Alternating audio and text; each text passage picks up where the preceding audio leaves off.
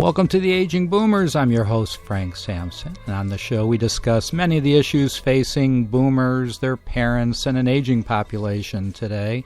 And I want to thank everybody for all their support. So many of you have gone on to iTunes, also gone to our website, The Aging Boomers, and become followers and rated us, and a lot of good ratings out there. So thank you so much for your support there. And I want to let everybody know that today's show is sponsored by eldercareresourcesusa.com.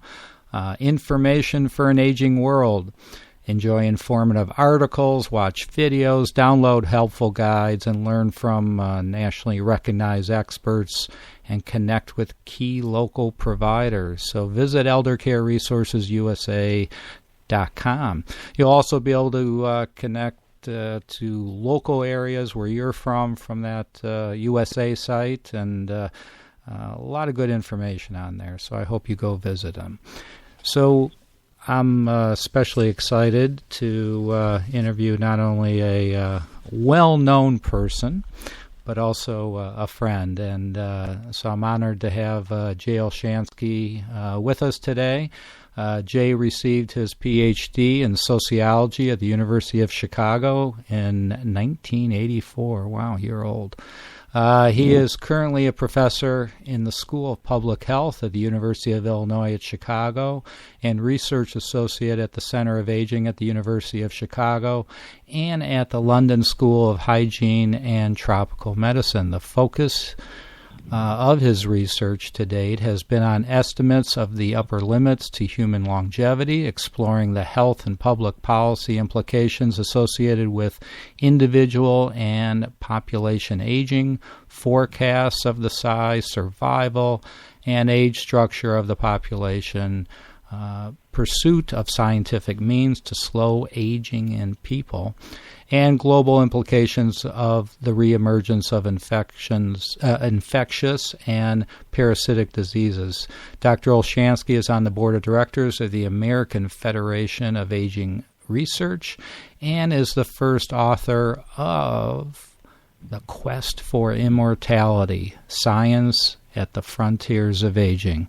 Jay, welcome to the Aging Boomers. Thank you for having me. And just a reminder, I am 60 years old, and that is not old by any standard and by any definition of aging. And I can tell you, by the way, that 60 used to be considered old by many people, and in our modern era, 60 is actually very young.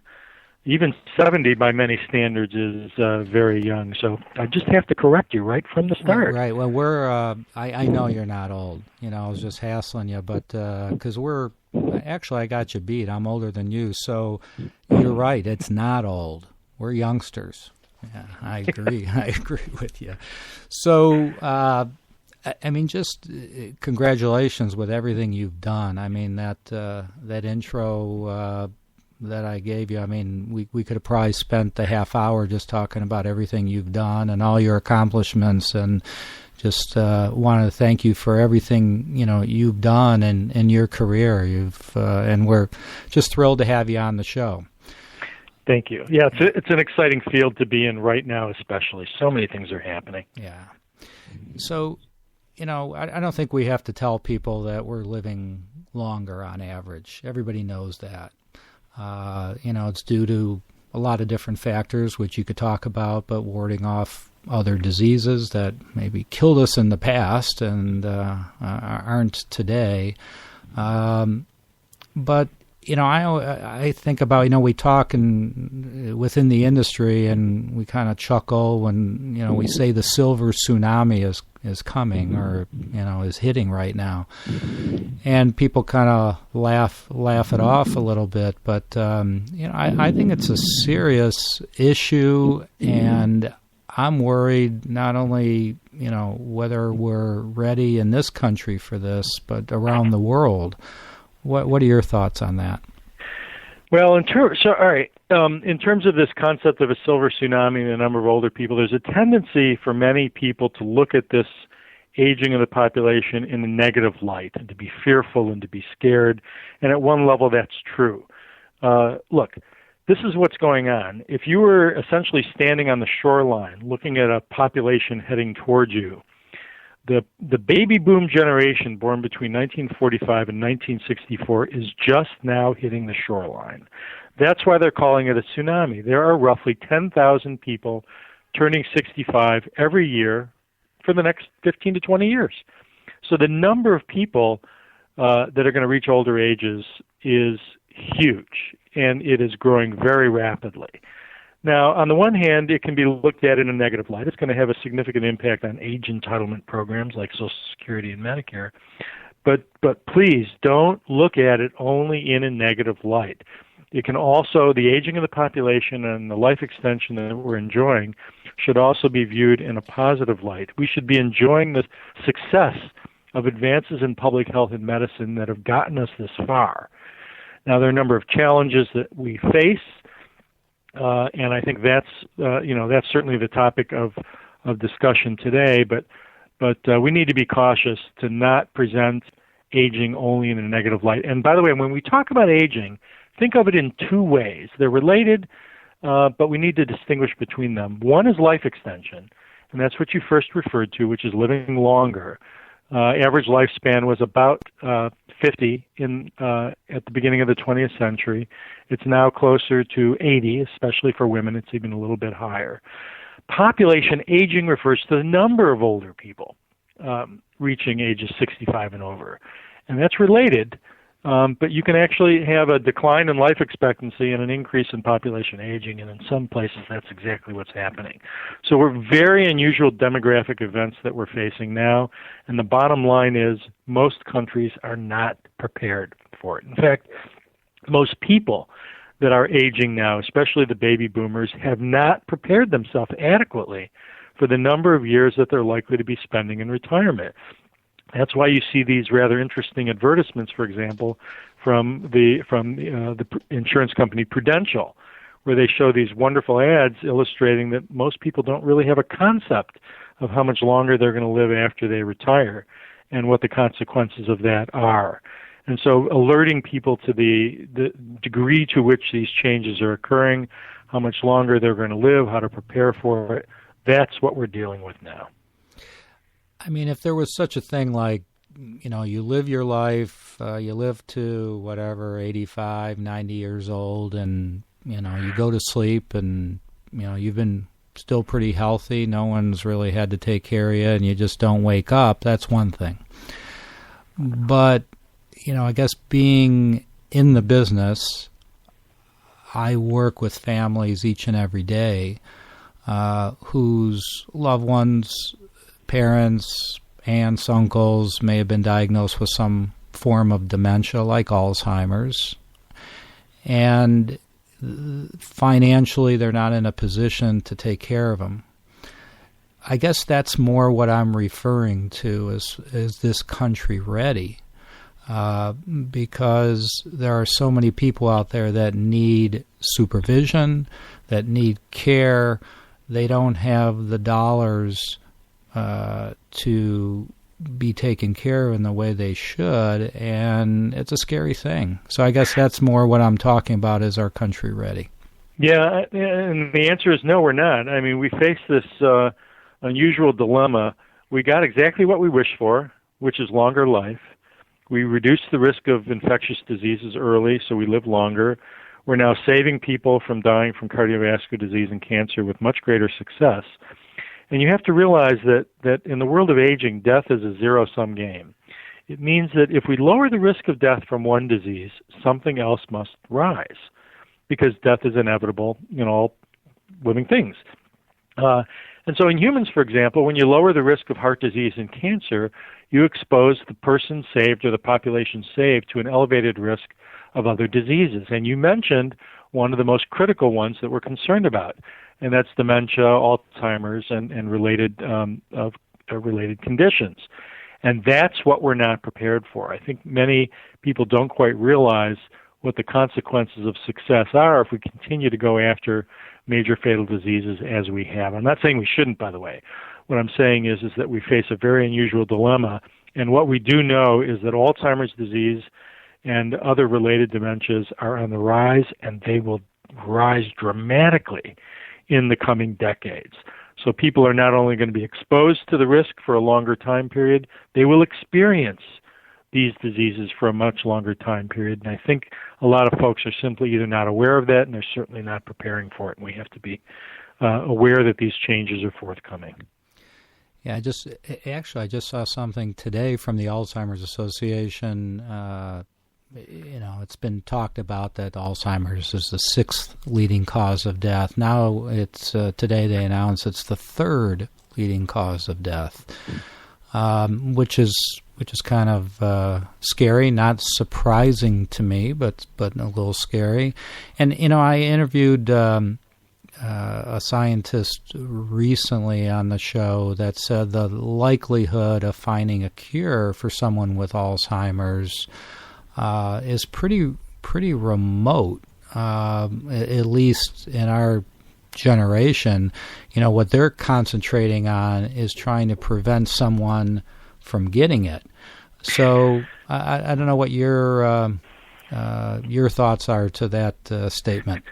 Well, this researcher is right. I mean, look, people who already have Alzheimer's are not likely to experience a reversal in their lifetime.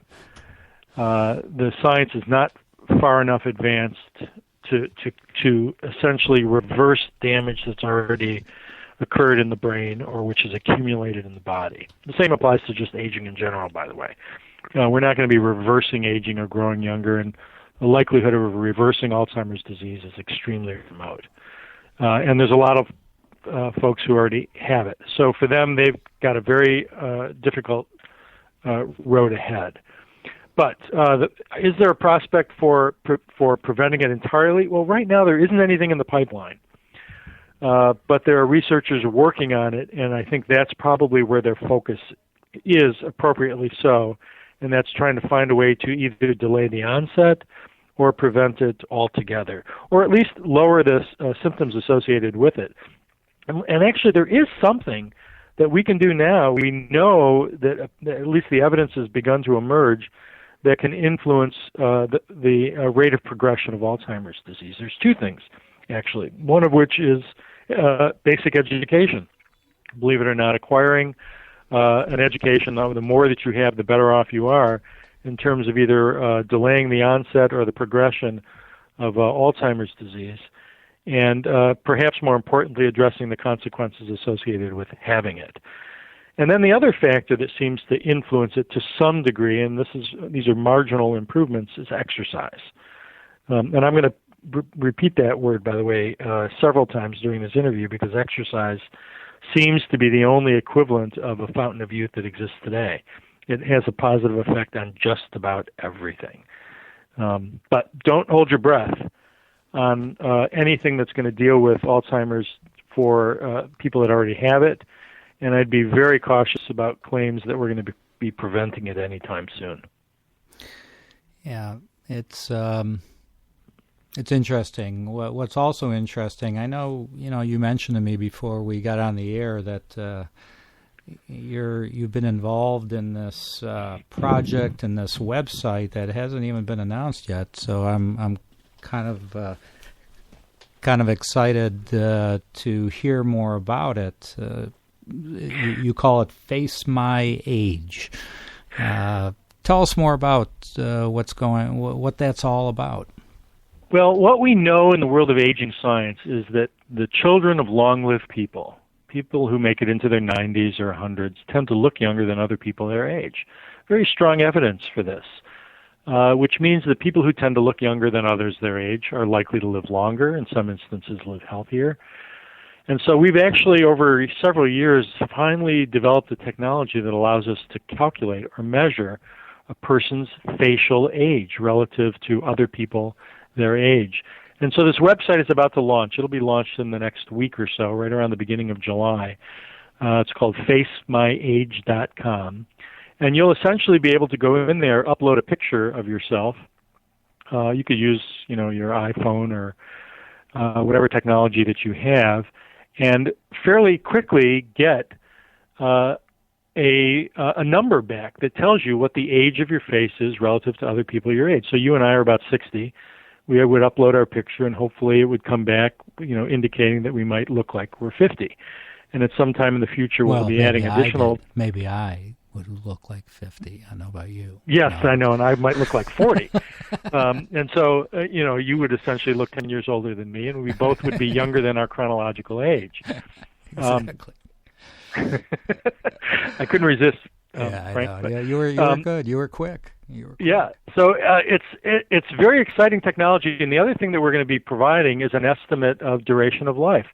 And it may sound like a game, but it's not. The insurance companies essentially do the same thing when they do underwriting for people.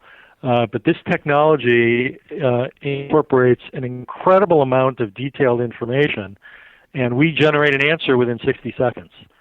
It might even be less than that by now. So when you get an opportunity, when the technology is turned on, facemyage.com, go to it, upload your photograph, and see how well it works. It is absolutely remarkable on how accurate it is. So I could understand the insurance companies going on and doing this, but why would someone want to know this information about themselves? Well, for example, if you're planning for a retirement, which the first question you asked me is, are we ready? Well, one of the reasons we're not ready for aging is because we're not planning for it properly. And so one of the ways to plan for it is to get some reliable estimate of how long you're likely to live. Now, remember, these estimates apply to populations. They don't apply to individuals. But they do reliably predict how long people like you are likely to live. So you want to know, for example, if you're likely to live into your 90s or 100 or not. If you're planning for retirement, this is critical, absolutely critical information to have. It also tells you, by the way, that if certain parts of your face are aging more rapidly than others, it means that you have certain risk factors that are influencing your subsequent survival. So if there are changes that are occurring around your mouth, for example, it may indicate that you've been a smoker or past smoker. There may be things that you can do to alter your risk factors to improve your health, quality, and duration of life. So there's lots of uses for this. We're anticipating, for example, plastic surgeons using it for before and after pictures to assess the face age of individuals that are going through surgical procedures.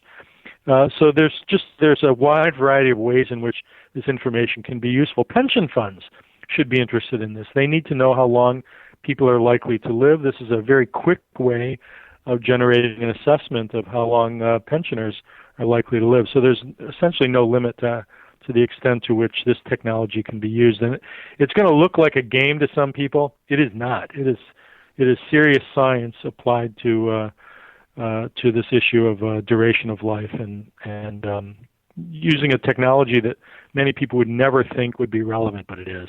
So it's not just the technology, it's obviously all the research that has gone into it. Yes, decades. I mean, it's going to, the technology is going to look like it's real slick, it's real fast, 60 seconds, but the research that went into the development of it took decades.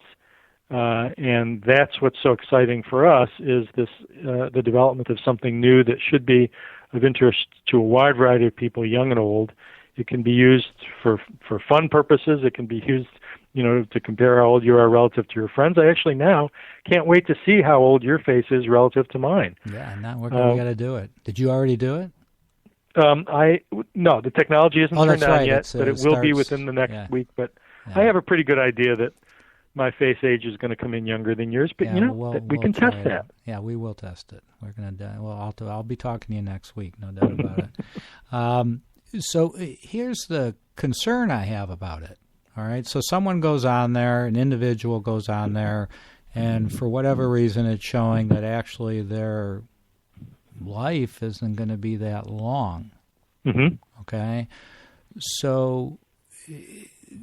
The negative side is, well, they give up because they go, well, I'm not going to live that long, so why should I bother exercising? And the other side of it is, is it, how really, what control do you have over that prediction? Can you then say, I better start exercising so I prove it wrong?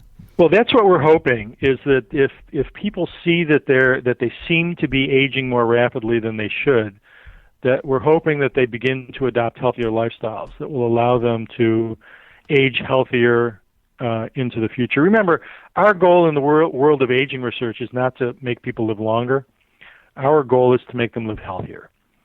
And if you can see it in your face, if you can see it in all of the other data that you've provided to us, it's not like people don't know what they need to do to live healthier longer. We know it's diet and exercise. We know these are two of the most important things that we can do to have an immediate impact. And, of course, to avoid the major risk factors that may lead to accelerated facial aging, like smoking or excessive exposure to sun, obesity. There's a whole suite of things that influence the rate at which we senesce or grow old or age.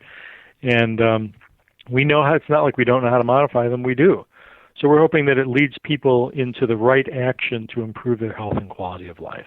So someone that had some plastic surgery done by choice, does that eliminate them from this?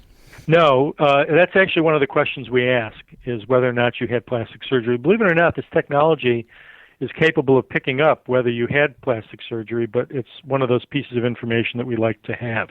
We also want to know what your level of education is, what your race is, gender, marital status. All of these variables influence your future duration of life, and they're all taken into account in this new technology in ways that often that haven't been done before.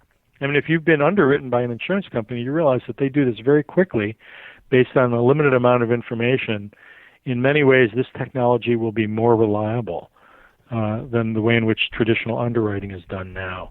But look, we're not going to lie to people. If their face age leads us to believe that they're older than their chronological age, that's what we're going to say. And that may very well be the reality. Remember, anytime there's an estimate of duration of life for somebody, that means that half the population is going to live longer than that estimate, and half are going to die sooner. And it's pretty useful to know which half you're in, or likely to be in, on the longer lived side or the shorter lived side. So we're not lying to people. It's based on real science. So somebody that says, "Oh, I don't want to do that." I mean, my mom lived till she was 100. My dad lived to 98. I'm going to probably be living a long life. Is there any truth to that? Yes, absolutely. In fact, there's an old saying in the field of aging: if you want to live a long life, choose long-lived parents. And we know that to be true, and that's actually, by the way, the basis for the face aging. We know that the children of long-lived people tend to look younger. They tend to live longer. And so the importance of genetics in influencing duration, health, and quality of life is absolutely critical. And by the way, there's general evidence to suggest that we tend to inherit our longevity from our mother more so than our father. They both influence it, of course, but there's reasons for that. But absolutely, genetics is important.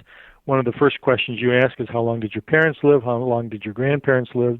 What did they die from, if they did die? And these are all important variables. The longest-lived person in the world, by the way, her name was Jeanne Calment. She lived for 122 years, and researchers looked at the history of her family going back generations. She was from southern France. And I think the average duration of life of her ancestors was about 70, or in the 70s, during a time in which life expectancy in France was in the 30s. So there's no question there's a strong genetic component. That's very, very interesting. So, we only have a couple minutes. I know we talked about physical exercise. Can you get into a little more detail? I mean, what statistics show? I mean, should someone be running, walking? Should they be doing weights? What do you recommend? And does it obviously vary on their age and physical ability, of course? Well, yeah, I mean, it varies from one person to the next. Some people are incapable of running. Some people shouldn't be running because of damage to their knees and hips that occurred during the course of life. But look, here's the bottom line. You need to treat your body in very many ways like you treat your car. or at least the way you should treat your car, which is, you take it in for an oil, lube, and a filter frequently, and you know that it runs better when you do that. And you take it in for a tune-up, and you know that it runs better when you do that. And the same thing applies to your body. If you treat it right, you feed it the right kinds of food, you exercise your body, you're increasing the chances that you can live a healthier and longer life. Now, let me be real clear, though. Even if you do everything right, and I don't want this to sound negative, but it's the reality. Even if you do everything right, you exercise, you eat right, you reduce your intake of calories, we still grow old. That's still going to happen. We will, in all likelihood, still get diseases associated with aging. Hopefully they'll be delayed or compressed into a very short duration of time near the end of life. But the whole idea is to enjoy life for as long as we can, as healthy as possible. The benefits of exercise, let me be crystal clear on this. The benefits of exercise are instantaneous. We're not talking about having to wait a day or a week or a month or a year for a benefit. Regardless of what age you are, whether you're 20, 60, 80, or 100, you should be exercising. And that can be as little as walking, just being vertical, walking, moving, gardening. Any of those physical activities that involve movement are critical. When you're horizontal for any extended period of time, that's when you run into trouble. So any kind of movement is good. Weight-bearing exercises are wonderful. Anything that gets the heart rate up is great. But remember, it's going to vary from one person to the next. And so the first thing you need to do before you move into an exercise campaign of any kind is to have a conversation with your physician. What can I do? What am I capable of? What do I need to avoid given the risk factors that I have and the medications that I'm on? So you can't provide a sort of a generic summary for everyone. It has to be unique. But the bottom line is exercise works. It works for everyone. It works for everyone at every age, and the effects are instantaneous. And let me be clear, by the way, there's a lot of people selling pills and potions and hormones out there with all kinds of claims about what they can do. Guess what? All of the benefits that are associated with any of these pills and potions, including nutritional supplements, you can get for free with exercise. Right. So there's no question that it works and that it's an extraordinarily powerful influence on health and quality of life.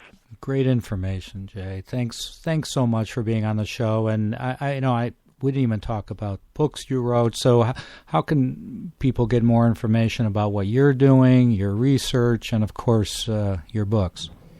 It's easy enough to go online and just Google my name, Jay-Olshansky, and they can go to my website. And on my website, I have free access to most of the articles I've published, stories that, interviews that I've done, and they can even access information on books that I've written. The newest book, by the way, that I wrote was called A Measured Breath of Life.